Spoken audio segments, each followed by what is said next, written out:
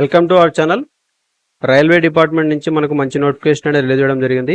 Assistant loco pilot ALP సంబంధించిన notification అనేది release చేయడం జరిగింది. సో దీని గురించి మనం ఈ వీడియోలో డిస్కస్ చేద్దాం.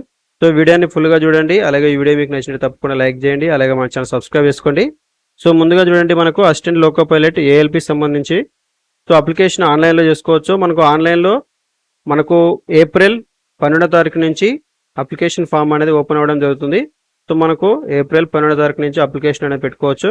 అలాగే మనకు లాస్ట్ డేట్ చూసినట్టయితే మే 11వ తారీఖు. సో మే 11వ తారీఖు వరకు ఈ యొక్క అప్లికేషన్ అనేది పెట్టుకోవచ్చు. మనకు లాస్ట్ డేట్ వచ్చేసి మే 11వ తారీఖు.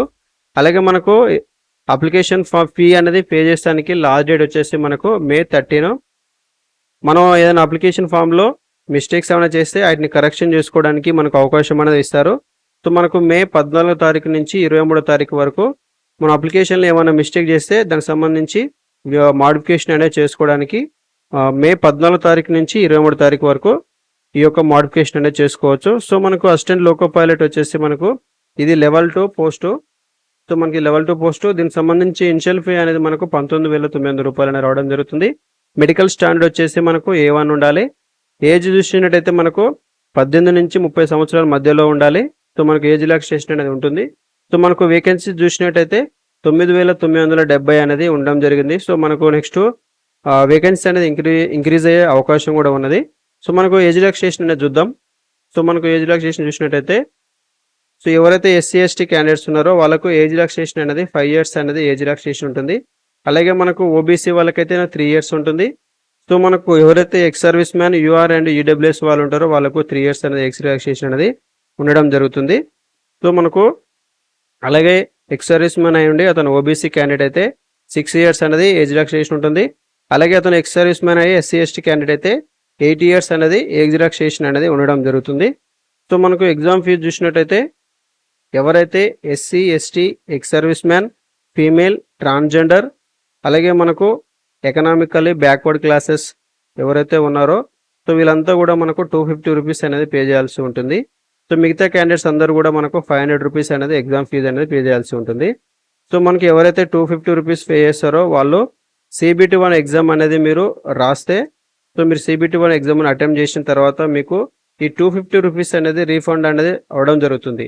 సో ఎవరైతే 500 రూపీస్ పే చేస్తారో మీరు CBT1 ఎగ్జామ్ రాసిన తర్వాత మీ యొక్క 500 రూపాయల నుంచి 400 రూపాయలు అనేది మీకు రీఫండ్ అనేది అవడం జరుగుతుంది. సో మీరు CBT1 ఎగ్జామ్ రాస్తేనే మీకు ఈ యొక్క రీఫండ్ అమౌంట్ అనేది మీరు ఏదైతే అప్లికేషన్ ఫామ్ చేసుకునేటప్పుడు బ్యాంక్ డీటెయిల్స్ అనేది అడగడం జరుగుతుంది. సో మీరు ఇచ్చిన బ్యాంక్ అకౌంట్లో మీకు అమౌంట్ అనేది రీఫండ్ అనేది ఆటోమేటిక్గా అవడం జరుగుతుంది. సో మీరు CBT1 ఎగ్జామ్ రాస్తే మాత్రమే మీకు ఈ యొక్క అమౌంట్ రీఫండ్ అనేది రావడం జరుగుతుంది. ఒకవేళ ఎగ్జామ్ రాయకుంటే మీ యొక్క అమౌంట్ అనేది రీఫండ్ కాదు. సో నెక్స్ట్ చూడండి. సో నెక్స్ట్ మనకు రిక్రూట్మెంట్ ప్రాసెస్ చూద్దాం. సో మనకు రిక్రూట్మెంట్ ప్రాసెస్ చూసినట్టయితే ఫస్ట్ వచ్చేసి మనకు CBT1 ఉంటుంది, తర్వాత CBT2, తర్వాత వచ్చేసి మనకు CBAT. So computer based aptitude test, దీన్ని సైక్రోమెట్రిక్ టెస్ట్ అని కూడా అంటారు. సో మనకు డాక్యుమెంట్ వెరిఫికేషన్ ఉంటుంది. అలాగే తర్వాత మనకు మెడికల్ ఎగ్జామినేషన్ అనేది ఉండడం జరుగుతుంది. సో మనకు CBT1 చూసినట్టయితే మనకు CBT1లో మనకు 60 minutes టైం ఇస్తారు. 75 క్వశ్చన్స్ ఉంటాయి. సో మనకు 75 మార్క్స్. దీంట్లో మనకు 1/3 అనే నెగిటివ్ మార్క్ అనేది ఉండడం జరుగుతుంది. సో మనకు మార్క్స్ అనేది నార్మలైజేషన్ చేసి ఆ మార్క్స్ని మెరిట్ లిస్ట్ అనేది తీసుకోవడం జరుగుతుంది. సో మనకు నార్మలైజేషన్ మార్క్స్ అనేది CBT1కు అనేది నార్మలైజేషన్ మార్క్స్ తీసుకుంటారు. సో మనకు సిలబస్ చూసినట్టయితే CBT1కి మ్యాథమెటిక్స్ ఉంటుంది, సో తర్వాత మెంటల్ అబిలిటీ ఉంటుంది, తర్వాత జనరల్ సైన్స్ ఉంటుంది, తర్వాత జనరల్ అవేర్నెస్ ఉంటుంది. సో మనకు మ్యాథమెటిక్స్ మెంటల్ అబిలిటీ రెండింటి నుంచి కలిపి 50 మార్క్స్ వరకు రావడానికి అవకాశం ఉంటుంది. సో ఈ మిగిలిన రెండింటి నుంచి 25 మార్క్స్ అనేది రావడానికి అనేది అవకాశం ఉంటుంది. సో మనకు లాస్ట్ టైం కూడా ఎగ్జామ్ జరిగింది, దాంట్లో కూడా మనకు ఈ యొక్క మ్యాథమెటిక్స్ అలాగే మెంటల్ అబిలిటీ రెండింటి నుంచి మనకు 50 మార్క్స్ అనేది రావడం జరిగింది. సో మీరు రెండింటి మీద ఫోకస్ చేస్తే మీరు ఈజీగా ప్రిలిమ్స్ అనేది క్వాలిఫై కావచ్చు. సో మనకు CBT1 అనేది ఓన్లీ క్వాలిఫైయింగ్ నేచర్. సో దీంట్లో మీరు క్వాలిఫై అయితే నెక్స్ట్ CBT2 అనేది రాయడానికి అవకాశం అనేది ఉంటుంది. సో మనకు CBT1లో మీకు క్వాలిఫై అయితే CBT2 రాస్తారు. మనకు CBT2 రాయడానికి CBT1లో ఎవరికైతే ఎక్కువ మార్కులు వస్తాయో సో మనం ఏదైతే జోన్ అప్లై చేసినామో ఆ జోన్లో ఎన్నైతే వేకెన్సీస్ ఉన్నాయో దానికి 15 times. సో మనకి ఎన్ని వేకెన్సీస్ ఉంటే దానికి 15 times అనేది మెరిట్ లిస్ట్ అనేది తీయడం జరుగుతుంది. సో 15 ఒక్క పోస్ట్కి 15 మందిని ఎంపిక చేసి CBT2 ఎగ్జామ్కి అనేది అలో చేస్తారు. సో మనకు ఈ CBT 1లో వచ్చిన మార్క్స్ని బేస్ చేసుకొని ఒక్క పోస్ట్కి 15 మందిని తీసుకుంటారు. సో వాళ్ళు CBT 2 ఎగ్జామ్ అనేది రాయడం జరుగుతుంది. CBT 2 వచ్చేసి మనకు ఎగ్జామ్ ప్యాటర్న్ చూద్దాం. సో మనకు CBT 2లో 2 పార్ట్స్ ఉంటాయి. మనకు పార్ట్ ఏ వచ్చేసి ఉంటుంది, పార్ట్ బి ఉంటుంది. సో మనకు పార్ట్ ఏలో 90 మినిట్స్ టైం ఉంటుంది, 100 క్వశ్చన్స్ ఉంటాయి. పార్ట్ బిలో 60 మినిట్స్ టైం ఉంటుంది, 75 క్వశ్చన్స్ ఉంటాయి. సో మనకి ఎగ్జామ్ అనేది కంటిన్యూస్గా ఉంటుంది 2 hours 30 minutes. సో మనకు 2 hours 30 minutes 175 క్వశ్చన్స్ అనేది ఉంటాయి, కంటిన్యూస్గా ఉంటుంది. సో మధ్యలో గ్యాప్ ఏమి ఉండదు. మనకు 2 hours 30 minutes ఎగ్జామ్ కంటిన్యూస్గా ఉంటుంది. దాంట్లో మనకు ఫస్ట్ 90 minutes ఏమో పార్ట్ ఏ, తర్వాత 60 minutes ఏమో పార్ట్ బి. సో మనకు పార్ట్ ఏలో 100 క్వశ్చన్స్ ఉంటాయి. సో మనం 90 minutesలో కంప్లీట్ చేసుకోవాలి. మనకు పార్ట్ బిలో 75 క్వశ్చన్స్ ఉంటే 60 minutesలో కంప్లీట్ చేసుకోవాలి. ఇక్కడ కూడా మనకు నెగిటివ్ మార్క్స్ అనేది 1/3 ఉంటుంది. ఓకే, సో మనకు ఇందులో వచ్చేసి ఏ అయితే నార్మలైజ్ మార్క్స్ ఉన్నది, ఇక్కడ చూసినట్టయితే పార్ట్ ఏలో మీకు వచ్చిన మార్క్స్ అనేది చాలా ఇంపార్టెంట్. ఎందుకంటే మనకు ఈ యొక్క పార్ట్ ఏలో వచ్చిన మార్క్స్ని మనకు ఫైనల్ లిస్ట్లో మనకు కన్సిడర్ చేయడం జరుగుతుంది. సో మనకు పార్ట్ ఏలో వచ్చిన మార్క్స్ని 70% అనేది తీసుకుంటారు. ఓకే, సో మనకు పార్ట్ ఏలో వచ్చిన మార్క్స్ 70%, అలాగే మనకు నెక్స్ట్ CBATలో వచ్చి దానికి 30% అని తీసుకుంటారు. సో నేను తర్వాత చెప్తాను అది. సో నెక్స్ట్ మనకు పార్ట్ బి చూసినట్టయితే, సో పార్ట్ బిలో మనకు 75 క్వశ్చన్స్ ఉంటాయి కదా, దాంట్లో మనకు 30% అనేది మనకు రావాలి. సో మీరు ఏ కేటగిరీ అయినా సరే, SC ST అయినా, ఎవరైనా సరే, OBC అయినా, URI ఎవరైనా సరే, మీకు 75 మార్క్స్లో 35% మార్క్స్ రావాలి పార్ట్ బిలో. సో 35% అంటే మనకు 27 మార్క్స్ అనేది రావాలి. అంటే 75 మార్క్స్కి మీకు 27 మార్క్స్ అనేది వస్తేనే మీరు పార్ట్ బి అనేది క్వాలిఫై అవుతారు. ఇది పార్ట్ బి క్వాలిఫై అయితేనే మీకు పార్ట్ ఏలో వచ్చే మార్క్స్ని కన్సిడర్ చేయడం జరుగుతుంది. ఒకవేళ మీరు పార్ట్ బి క్వాలిఫై కాలేకుంటే మొత్తానికి మీరు డిస్క్వాలిఫై అనేది చేయడం జరుగుతుంది ఎగ్జామ్ అనేది. కాబట్టి మీరు పార్ట్ బి అనేది చాలా కేర్ఫుల్గా చదువుకోవాలి. సో మనకు ఈ పార్ట్ బి అనేది మీ ట్రేడ్ సంబంధించి ఉంటుంది. సో మనకు పార్ట్ ఏ సిలబస్ చూసినట్టయితే మనకు CBT 2 పార్ట్ ఏలో మ్యాథమెటిక్స్ ఉంటుంది, నెక్స్ట్ వచ్చేసి జనరల్ ఇంటెలిజెన్స్ అండ్ రీజనింగ్ ఉంటుంది. సో నెక్స్ట్ వచ్చేసి మనకు బేసిక్ సైన్స్ అండ్ ఇంజనీరింగ్ ఉంటుంది. సో మీకు ఇక్కడ చూసినట్టయితే CBT 1లో ఏ అయితే సిలబస్ ఉందో 50% సేమ్ ఉంటుంది. అంటే మ్యాథమెటిక్స్ ఉంటుంది, అలాగే జనరల్ ఇంటెలిజెన్స్ అండ్ రీజనింగ్ రెండు కూడా మీకు CBT 1లో ఉంటాయి. కానీ CBT 2లో ఎక్స్ట్రా వచ్చేసి ఏంటంటే బేసిక్ సైన్స్ అండ్ ఇంజనీరింగ్ అనేది మీకు ఎక్స్ట్రా యాడ్ అవ్వడం జరుగుతుంది. సో మీకు మ్యాథమెటిక్స్ అండ్ జనరల్ ఇంటెలిజెన్స్ రెండింటిలో కలిపి మీకు 50 మార్క్స్ అనేది రావడం జరుగుతుంది. ఓన్లీ మీకు బేసిక్ సైన్స్ అండ్ ఇంజనీరింగ్ నుంచే 50 మార్క్స్ అనేది రావడం అవకాశం ఉంటుంది.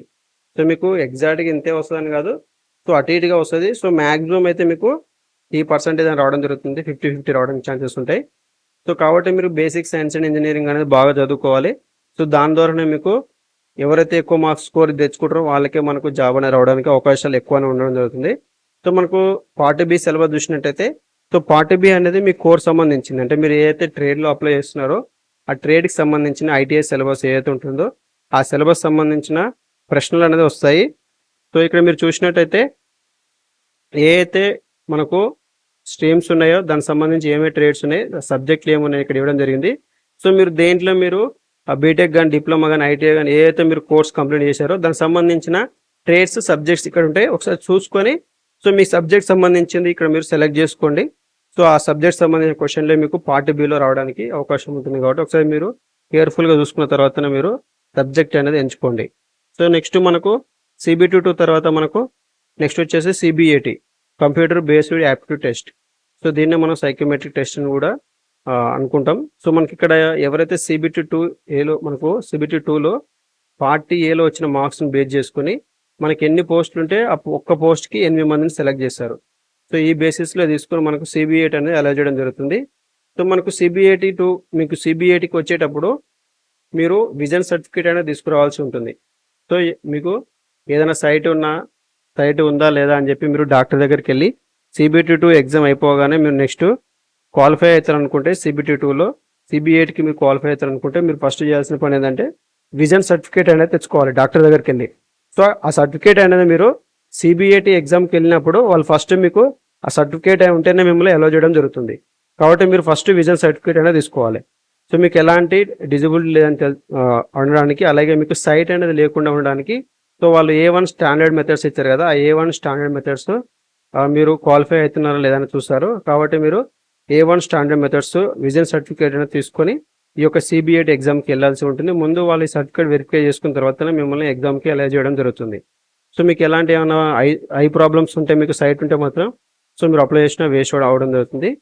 సో నెక్స్ట్ చూడండి, సో మనకు ఇక్కడ సిబిటి 2 పార్ట్ ఏలో వచ్చిన మార్క్స్ని మీరు ఎన్నైతే మార్క్స్ మీకు వస్తాయో దాంట్లో 70%, అలాగే మీకు సిబిఐటీలో ఎన్ని మార్క్స్ వస్తాయో దాంట్లో 30% మార్క్స్ తీసుకొని మనకు మెరిట్ లిస్ట్, ఫైనల్ లిస్ట్ అనేది వాళ్ళు ప్రిపేర్ చేయడం జరుగుతుంది. సో రెండిట్లలో మనకు వచ్చిన మార్క్స్ ఆధారంగానే మనకు జాబ్ అనేది రావడం జరుగుతుంది. సో మీరు ఎంత ఎక్కువ స్కోరు మీరు చేసుకోగలిగితే మీకు అంత ఎక్కువ జాబ్ రావడానికి ఛాన్సెస్ అనేది ఉండడం జరుగుతుంది. మీకు సిబిఐటి అయిపోయిన తర్వాత డాక్యుమెంట్ వెరిఫికేషన్ ఉంటుంది.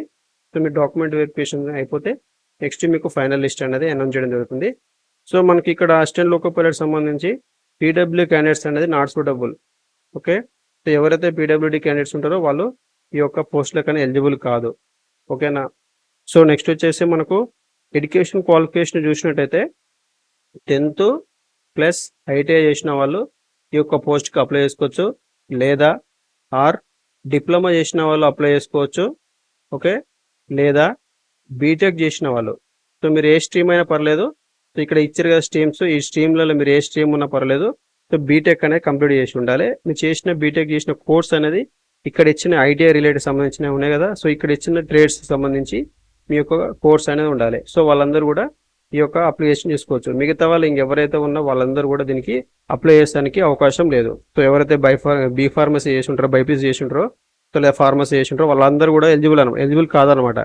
So only 10th plus ITI, లేదంటే డిప్లొమా చేసిన వాళ్ళు, లేదంటే బీటెక్ చేసిన వాళ్ళు. సో వీళ్ళు కూడా మనకి ఇక్కడ ఇచ్చిన కోర్సుని బట్టి ఈ కోర్స్ సంబంధించి రిలేటెడ్ డిగ్రీ ఉన్న వాళ్ళు మాత్రమే అప్లై అనేది చేసుకోవాలి. మిగతా వాళ్ళందరూ కూడా ఎలిజిబుల్ కాదు. సో నెక్స్ట్ చూడండి, నెక్స్ట్ మనకు వేకెన్సీ చూసినట్టయితే సో ఒకసారి చూడండి, సికింద్రాబాద్ చూడండి. సికింద్రాబాద్లో మనకు సౌత్ సెంట్రల్ రైల్వే అలాగే ఈస్ట్ కోస్ట్ రైల్వే రెండు కూడా ఉంటాయి. సో మనకి ఇక్కడ యూఆర్ వచ్చేసినట్టయితే 435 ఉన్నాయి సౌత్ సెంట్రల్ రైల్వేలో. అలాగే మనకి ఎస్సీ 136, ఎస్టీ వచ్చేసి 70, ఓబీసీ వచ్చేసి 216, ఈడబ్ల్యూఎస్ వచ్చేసి 110. ఓకే, మనకు అలాగే మనకి ఈస్ట్ కోస్ట్ చూసినట్టయితే యూఆర్ వచ్చేసి 216, ఎస్సీ వచ్చేసి 80, ఎస్టీ వచ్చేసి 40, అలాగే మనకి ఓబీసీ వచ్చేసి 144, అలాగే మనకి ఈడబ్ల్యూ చూసినట్టయితే 53. సో ఈ యొక్క వేకెన్సీస్ అనమాట. సో మనకి సికింద్రాబాద్నే ఎక్కువ వేకెన్సీస్ అనేది ఉండడం జరిగింది. సో తప్పకుండా అప్లై చేసుకోండి. సో చాలామంది మన వాళ్ళు సో చెన్నై కూడా అప్లై చేస్తుంటారు. సో ఒకసారి చెన్నై కూడా చూసుకోండి ఇక్కడ పోస్టులు ఎన్ని ఉన్నాయో. సో మనకి యూఆర్ వచ్చేసి 55, ఎస్సీ వచ్చేసి 56, ఎస్టీ వచ్చేసి 37, ఓబీసీ వచ్చేసి 73, అలాగే ఈడబ్ల్యూఎస్ వచ్చేసి 41. సో ఓకే, సో మిగతా ఇంకేమైనా మీరు అప్లై చేయాలనుకుంటే ముంబై కానీ ఇంకెక్క ఎవరైనా అప్లై చేయాలనుకుంటే సో దీనికి సంబంధించినవి కూడా ఒకసారి చూసుకోండి. పోస్టులు ఎక్కువ ఉంటే అక్కడ అప్లై చేసుకోండి. మ్యాక్సిమం మనకి ఈసారి అయితే సికింద్రాబాద్కి ఎక్కువ పోస్టులు అనేది ఉండడం జరిగింది. ఓకే, సో ఇదండి ఈ వీడియో. మీకు నచ్చితే తప్పకుండా లైక్ చేయండి, అలాగే మా ఛానల్ సబ్స్క్రైబ్ చేసుకోండి. ఎవరికైనా యూస్ఫుల్ అయితే తప్పకుండా ఈ వీడియోని షేర్ చేయండి. Thank you.